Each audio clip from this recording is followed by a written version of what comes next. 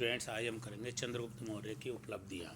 चंद्रगुप्त मौर्य जो 322 ईसा पूर्व में मगध की गद्दी पर बैठा, जिसने कि नंद वंश के अंतिम शासक धननंद को पराजित कर मगध पर अधिकार किया था, उसकी उपलब्धियाँ शासक बनने से पूर्व और शासक बनने के बाद की आती हैं।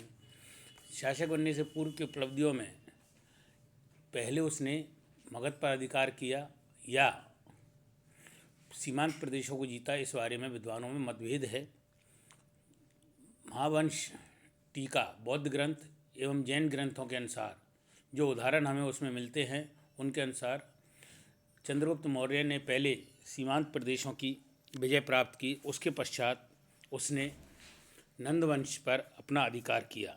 जैसा कि जैन ग्रंथ वशिष्ठ वर्मन में भी एक कथा मिलती है कि चंद्रगुप्त चाणक्य ने पहले नंदों पर आक्रमण किया, जिससे उसकी सेना तितर बितर हो गई। स्वयं को जान बचाकर भागना पड़ा। जब वे एक गांव में पहुंचे तो वहां उन्होंने एक बच्चे ने परोसी हुई गर्म खिचड़ी के बीच में अपनी उंगली डालकर जला ली। रोने लगा। यह देखकर उसकी माँ ने उसे डांटा कि यह बच्चा चाणक्य के समान मूर्ख है। इस घटना से शिक्षा ग्रहण करके चाणक्य हिमकुट पर गया। वहाँ के राजा प्रवर्तक से मैत्री करके सीमांत प्रदेशों को जीतने का अभियान प्रारंभ किया।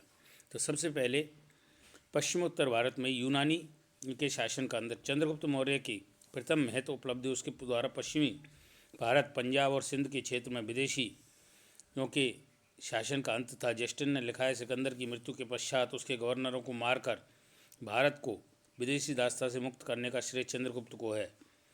सिकंदर की मृत्यु के बाद भारत ने मानो अपने गले में दास्ता का जुआ उतार कर फेंका, उसके क्षत्रपों को मार डाला।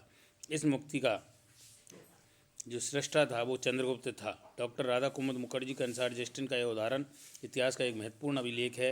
इसमें निश्चित रूप से यह कहा गया है, चंद्रगुप्त भारतीय स्वतंत्रता संग्राम का नायक था।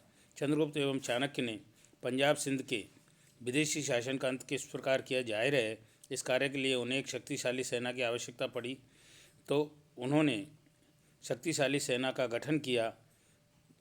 सिकंदर से भी सहायता मांगी, किंतु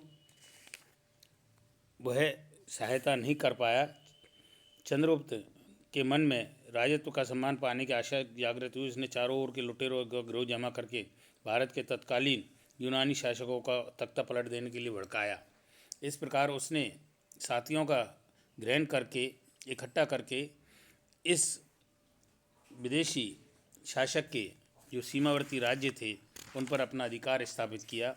दूसरा, नंद वंश का उन्मूलन एवं मगध पर अधिकार।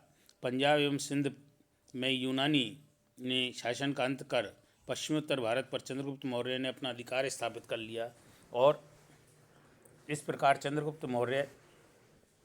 चंद्रगुप्त चाणक्य भारत में अपना शासन स्थापित करने के अपने लक्ष्य के एक भाग को सिद्ध करने में सफल रहे। अब उन्होंने अपना ध्यान मगध पर अधिकार या मगध के सिंहासन पर अधिकार करने पर लगाया। वायु पुराण में कहा गया है, ब्राह्मण कौटिल्य नंद वंशों का नाश करेगा, कौटिल्य ही चंद्रगुप्त का राज्याभिषेक करेगा। महावंश टीका का कथन है कि पाटलिपुत्र में नंदराज धननंद की एक दानशाला, जिसका अध्यक्ष कोई ब्राह्मण होता था, अपनी विद्वंदता एवं तर्कशास्त्र कौशल कारण इस अध्यक्ष पद पर आसीन हो गया। नंदराज चाणक्य की क्रूरता एवं दंडता से नाराज होकर इस पद से हटा दिया। इस पर क्रुद्ध होकर अपमानित चाणक्य ने नंदवंश को जड़ से उखाड़ देने की प्रतिज्ञा की। मगध के शासन पर इस समय नंदवंश का अंतिम शासक धननंद का शासन था, जिसके पास एक विपुल सेना, धन संपदा और दुर्वेग थे, लेकिन जनता पर डाले गए कर के अतिरिक्त बोझ एवं अत्याचारपूर्ण शासन कारण उसे जनता का नैतिक समर्थन प्राप्त नहीं था। अनुमान किया जाता है धननंद के विरुद्ध संघर्ष में चंद्रगुप्त को सैनिक तत्वों की अपेक्षा इस नैतिक तत्व से अधिक सहायता मिली। महावंश टीका के अनुसार सीमांत प्रदेशों को पुनः अपने विजय अभियान करने के बाद चंद्रगुप्त और चाणक्य की सेनाएं राज्य के मध्यवर्ती भाग की ओर बढ़ने लगी। पुनः चंद्रगुप्त और चाणक्य ने रणनीति संबंधी एक गलती की। उन्होंने विजित प्रदेशों में सैनिक टुकड़ियां नहीं छोड़ी, जिसके कारण उनमें विद्रोह होने लगे। चंद्रगुप्त एवं चाणक्य ने पुनः अपनी नीति में संशोधन किया। जैसे जैसे आगे बढ़ते गए वे वहाँ अपनी सेनाएं नियुक्त करते चले गए। नंदराज और चंद्रगुप्त के मध्य युद्ध का विवरण किसी ग्रंथ में नहीं मिलता है। बौद्ध ग्रंथ मिलिंद पन्नों में यह संकेत अवश्य मिलता है, दोनों के बीच भीषण रक्तपात युद्ध हुआ होगा। इस ग्रंथ के अनुसार नंदराज की विशाल सेना का सेनापति भद्रसाल था तथा इस युद्ध में 80 बार शवनिरस्त हुआ था। परंपरा के अनुसार शवनिरस्त में ही 100 कोटि के सैनिक, 10,000 हाथी, 1 लाख घोड़े और 5,000 सारथी मारे जाते हैं। स्पष्ट है कि उपयुक्त विवरण अत्यधिक अतिशयोक्तिपूर्ण है, लेकिन इससे युद्ध की विलक्षण भयंकरता का आभास होता है। नंदराज स्वयं एक विशाल सेना का अधिपति था। उसे हराना बड़ा दुर्भर कार्य था। मुद्रा राक्षस में दिए गए दोनों पक्षों के षड्यंत्र एवं प्रति षड्यंत्रों के दीर्घकालीन कथानक में यह संकेत मिलता है कि उपयुक्त युद्ध कूटनीतिक स्तर पर भी बड़ी कुशलता से लड़ा गया था और चंद्रगुप्त की विजय में चाणक्य की अद्भुत कूटनीतिक प्रतिभा का महत्वपूर्ण योगदान था। तीसरा लेंगे सेल्यूकस की पराजय और ईरान तक राज्य विस्तार। मगध सिंहासन पर विजय चंद्रगुप्त की एक बहुत बड़ी उपलब्धि थी। सिकंदर की मृत्यु के बाद उसके साम्राज्य पर अधिकार करने के लिए उसके प्रमुख सेनापति सेल्यूकस और एंडीगोटस के मध्य गृह युद्ध हुआ, जिसमें एक लंबे युद्ध के बाद सेल्यूकस विजयी हुआ। बेबीलोन एवं बैक्टीरिया समेत संपूर्ण एशियाई यूनानी साम्राज्य का अधिपति हो गया। उधर चंद्रगुप्त मौर्य नंद राजा को परास्त करने के बाद मगध सिंहासन पर आरूढ़ होते ही ऐसे साम्राज्य का एक छत्र नरेश बना जो नंद के साम्राज्य से बड़ा था, क्योंकि उसने सिंधु नदी के पंचनंद देश भी शामिल था। जस्टिन के अनुसार राजमुकुट धारण करने के सैंड्रोकस उस समय भारतवर्ष का स्वामी था, जब सेल्यूकस अपनी भावी महानता की नींव डाल रहा था। चंद्रगुप्त मौर्य और सेल्यूकस की सीमाएं एक दूसरे से टकरा रही थी। सेल्यूकस एशियाई यूनानी साम्राज्य पर अपनी स्थिति सुदृढ़ कर चुका था, अतः उसने 305 ईसा पूर्व के लगभग पूरब की ओर अग्रसर होते हुए भारत के उस भाग पर पुनः आधिपत्य करने की योजना बनाई। सेल्यूकस की टक्कर चंद्रगुप्त एवं चाणक्य के कुशल नेतृत्व के अधीन संगठित एक संयुक्त एवं शक्तिशाली भारत से हो गई। सेल्यूकस इस युद्ध में पराजित हुआ। सेल्यूकस की पराजय का स्पष्ट उल्लेख यूनानियों ने नहीं किया है, लेकिन इस युद्ध के पश्चात दोनों राजाओं के मध्य जो संधि हुई और जिन शर्तों का विवरण मिलता है उससे स्पष्ट है सेल्यूकस बुरी तरह पराजित हुआ। सेल्यूकस ने निम्नलिखित प्रांतों को पूर्णतः चंद्रगुप्त मौर्य को सौंपना पड़ा: कंधार, काबुल, हेरात, बलूचिस्तान। दूसरा, चंद्रगुप्त ने सेल्यूकस को 500 युद्धपोती हाथी उपहार में दिए। यह उपहार सेल्यूकस के लिए बड़ा बेशकीमती सिद्ध हुआ, क्योंकि कुछ समय बाद एंटीगोटस और सेल्यूकस के मध्य युद्ध हुए। चंद्रगुप्त के हाथी ठीक उस समय रण क्षेत्र में पहुंच गए और एंटीगोटस का बना बनाया खेल बिगड़ गया। चंद्रगुप्त और सेल्यूकस के मध्य एक विवाह संबंध स्थापित हुआ। यह वैवाहिक संबंध किस रूप में स्थापित हुआ इसका स्पष्ट उल्लेख नहीं मिलता है, फिर भी सेल्यूकस ने अपनी एक पुत्री का विवाह चंद्रगुप्त से कर दिया। इस संबंध में भविष्य पुराण में एक कथन की ओर ध्यान आकृष्ट किया है कि सेल्यूकस ने अपनी पुत्र विजेता को दे दी थी। चौथा, सेल्यूकस ने चंद्रगुप्त मौर्य के दरबार में मेगस्थिस नाम का राजदूत भेजा और अपनी मैत्री की पुष्टि की। मेगस्थिस ने भारत की जानकारी के बारे में इंडिका नामक पुस्तक को लेखबद्ध किया है।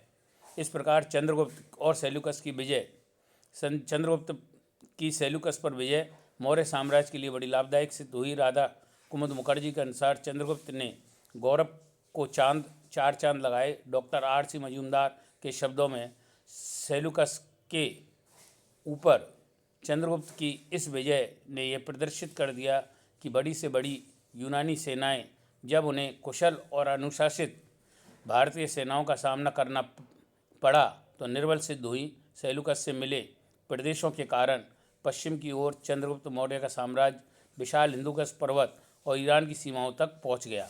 डॉक्टर स्मिथ के अनुसार हिंदुकुश पर्वत की भारत की एक वैज्ञानिक सीमा थी। यूनानी लेखक इस पर्वत को पेरोपेनिस अथवा इंडियन कॉकसेस कहते हैं।